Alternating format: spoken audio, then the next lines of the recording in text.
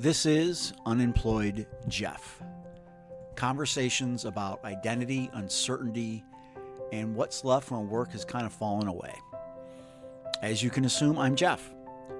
And my goal is you walk away at least feeling like you're not alone and knowing that you have value. Who is this for? This is for people who are unemployed, underemployed, burned out, or quietly questioning their career identity. Heavy stuff. But it's also, I just want people to know you're not alone.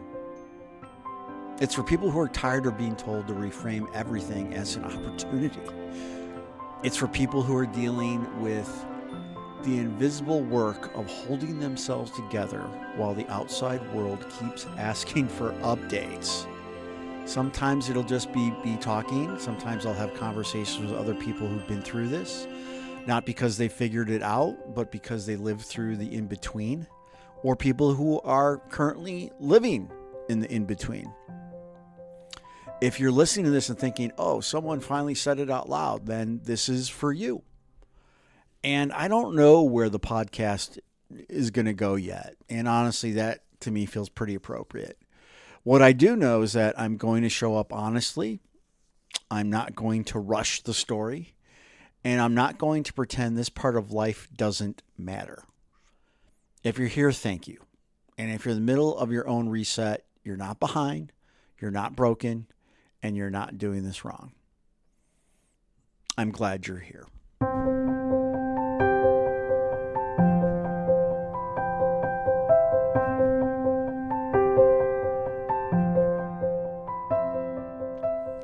Shame.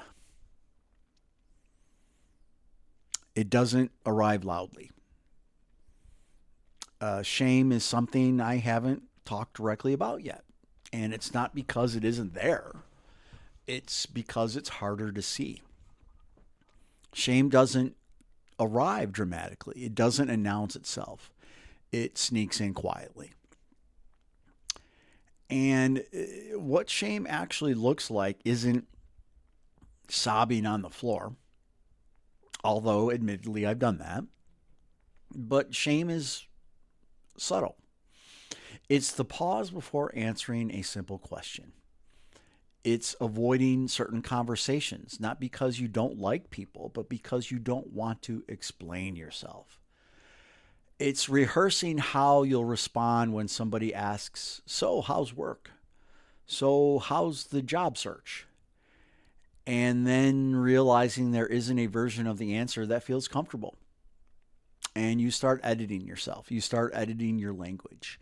You start saying things like, I'm in between things right now, or I'm taking some time, or I'm figuring out my next move. And all those things are technically true, but also carefully shaped to soften the impact, to protect dignity, to avoid pity or advice. You're not lying. You're managing exposure. At some point, you realize you've developed a resume for casual conversation.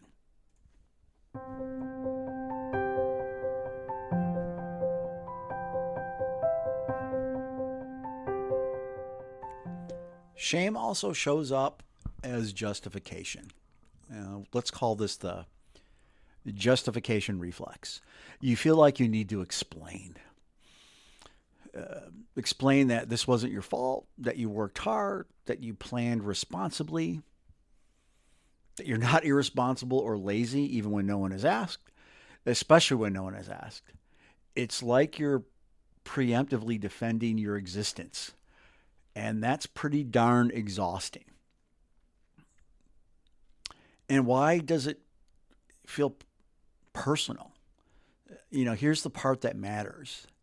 This feels personal because we're taught quietly over years that work equals worth. Not explicitly, but culturally. So when work disappears, worth feels questioned. Even if you know intellectually that the system is broken, Shame lives below logic.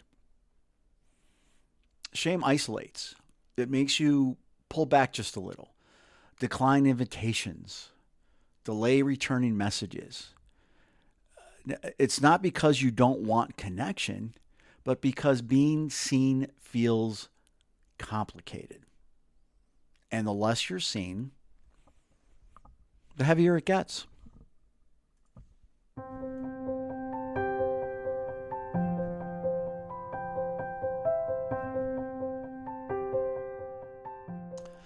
Hey, I'm going to ask you to hang with me on this one because what I want to talk about is the American dream and inherited shame.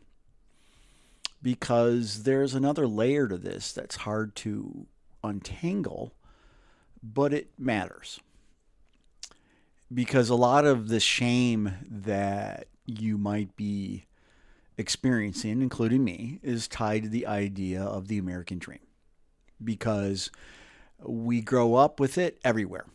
Not always explicitly, but constantly. It's work hard, be responsible, move forward, provide, build something stable. And if you do those things, you'll be okay. And that story gets internalized early. So when something disrupts your work, even when it's structural, even when it's widespread, it doesn't feel like bad timing. It feels like a personal failure. Because we're rarely told that the American dream only works when conditions cooperate. We're not taught how fragile it actually is or how much it depends on stability, timing, health, and quite frankly, luck.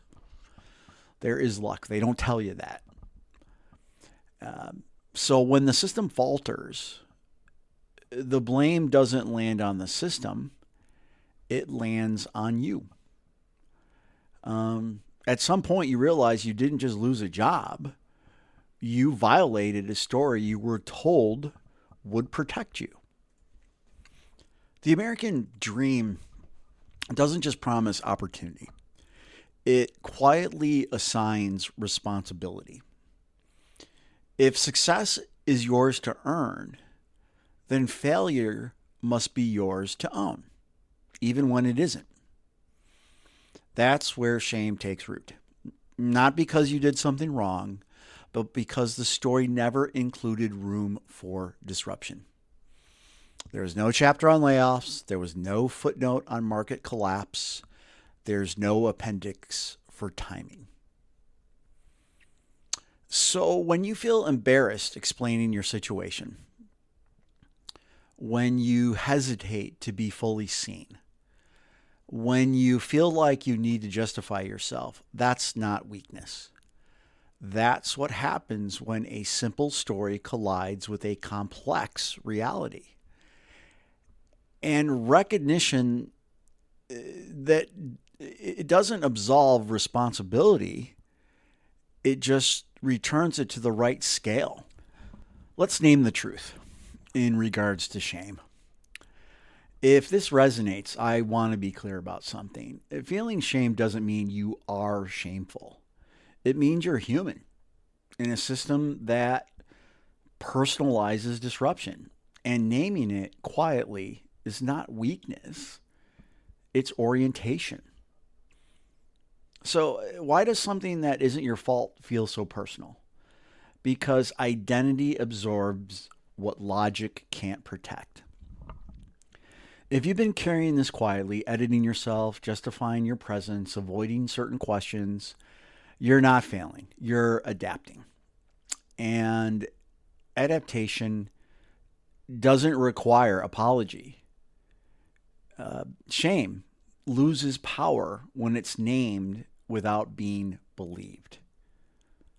We'll keep talking about this carefully and honestly. If you're in this space, you don't need to fix it right now. You just need to know you're not alone in it. We'll talk again soon.